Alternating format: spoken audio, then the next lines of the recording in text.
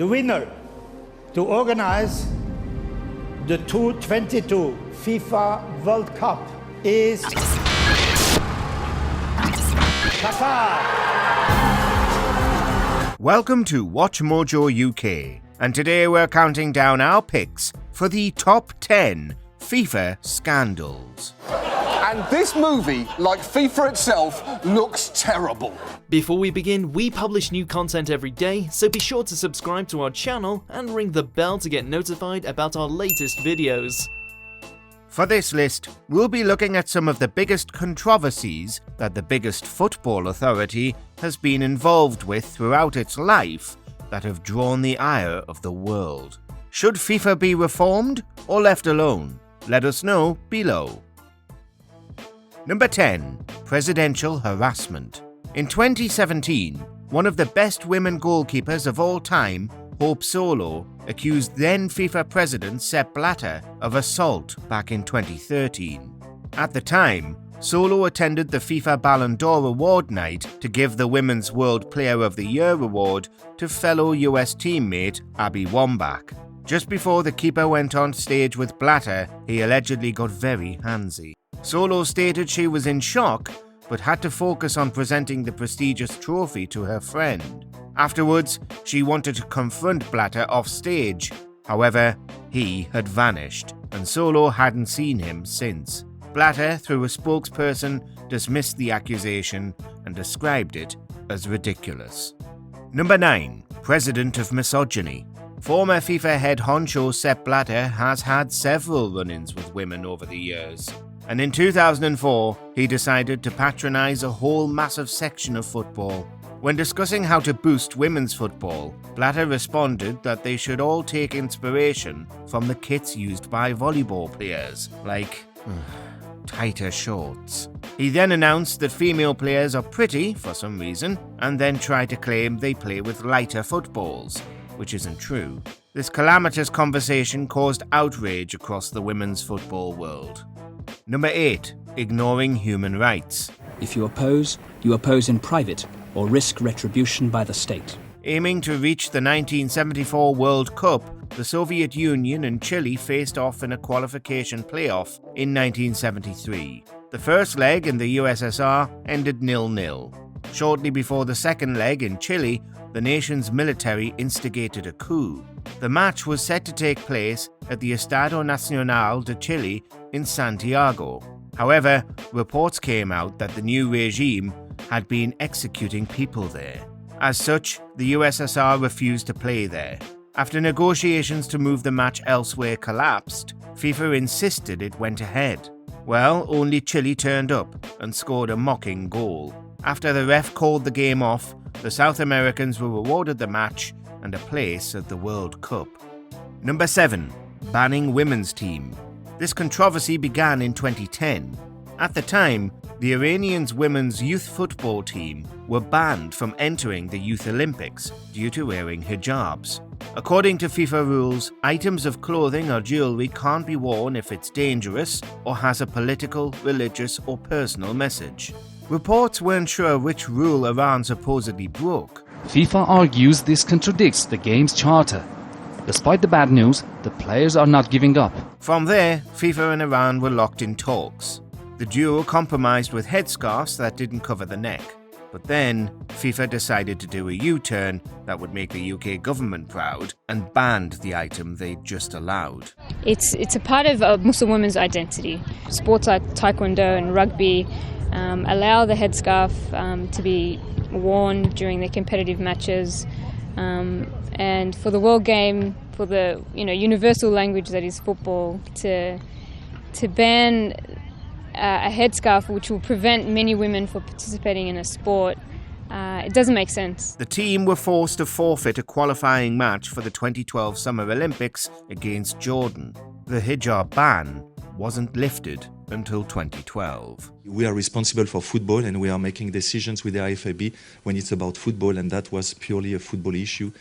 Do we allow women who cannot play today because they are not authorized to have a headscarf? Do we allow these women today to have this piece of equipment in order for them to access football?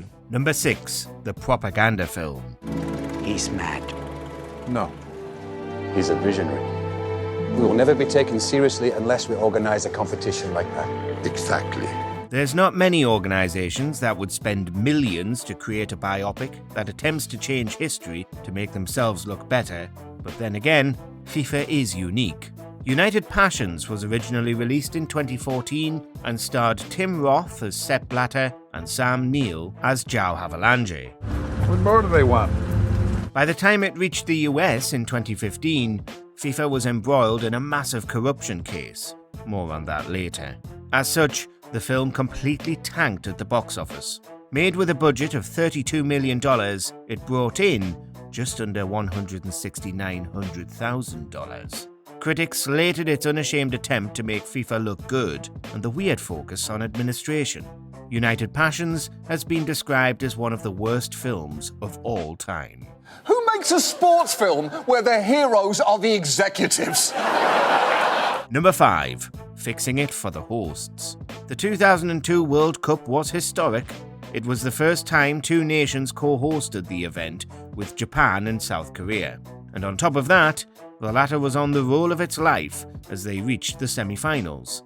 However, some of those matches were odd, leading to accusations there was match fixing. In the round of 16, South Korea faced Italy. During it, there were several bizarre calls by referee Byron Moreno that gave the Asian nation the win. Moreno was later dropped by FIFA for unrelated controversies. While playing against Spain, more shenanigans happened with ref Gamal Al-Gandour, who disallowed 2 Spanish goals. Afterwards, he was rumoured to have been gifted a car by the South Korean manufacturer Hyundai. Al-Gandour denied he received the present. Number 4. The Salute. If you've been watching the 2022 World Cup coverage, you know how much FIFA hates a political message. But the group in 1938 seemingly had very different ideas. At the time, protests had erupted with the inclusion of Italy in the tournament, since the nation had a far-right regime led by Benito Mussolini. Facing Norway in the opening match, the team lined up and did the infamous salute to the crowd as a fascist song blared out. In the quarter-final, Italy took on France. With both teams usually playing in blue, Italy had to switch to their alternate kit, which was white.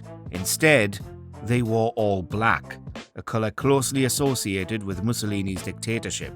Italy went on to win the tournament. Number 3. Breaking Brazil. Hosting a World Cup is very costly, often running up into the billions. And when Brazil won the bid for the 2014 edition, not everyone in the country was delighted. The World Cup, for many, a symbol for expense the country can't afford.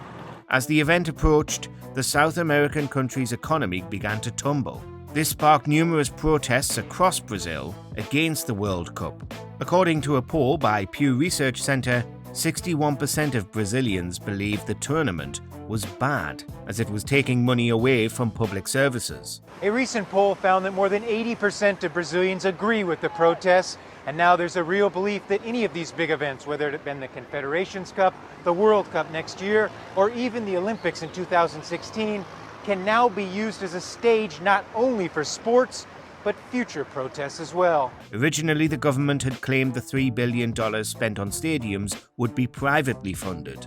Instead, 90% of it was public financing.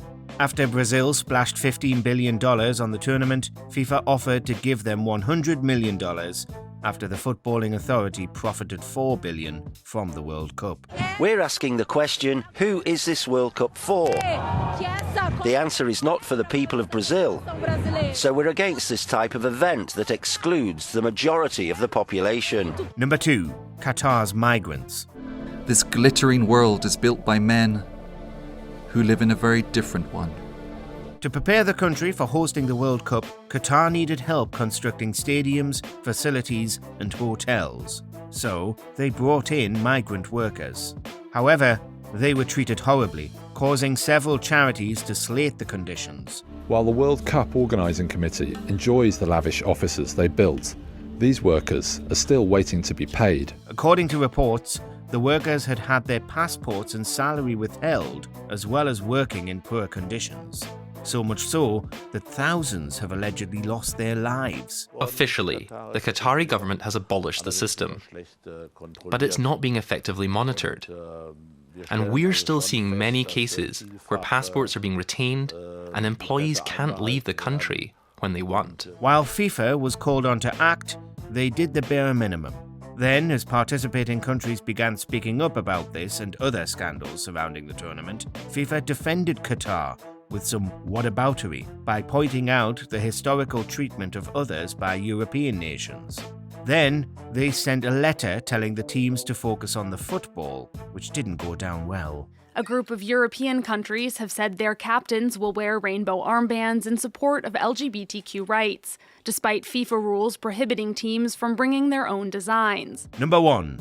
The corruption case. We are here to announce the unsealing of charges and the arrests of individuals as part of our long-running investigation into bribery and corruption in the world of organized soccer. In 2015, the media spotlight was on FIFA for all the wrong reasons, as corruption cases against officials got underway. It was discovered that for years, higher-ups in the group had been taking bribes, committing fraud, and laundering money. $150 million in bribes were being paid to these officials, including a U.S. sportswear company that paid money to sponsor the Brazilian Soccer Federation. So there's a lot here going on, including a separate investigation now being done by the Swiss. FIFA attempted to save face by issuing life and long-term bans to several people, like then president of CONCACAF, Jack Warner, then UEFA President Michel Platini, and then FIFA President Sepp Blatter.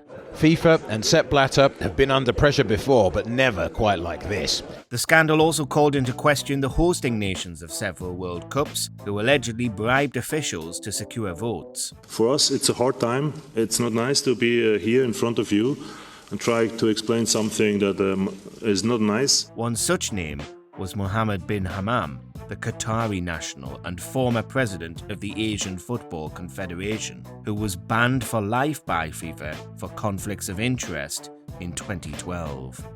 Do you agree with our picks? Check out this other recent clip from WatchMojoUK and be sure to subscribe and ring the bell to be notified about our latest videos.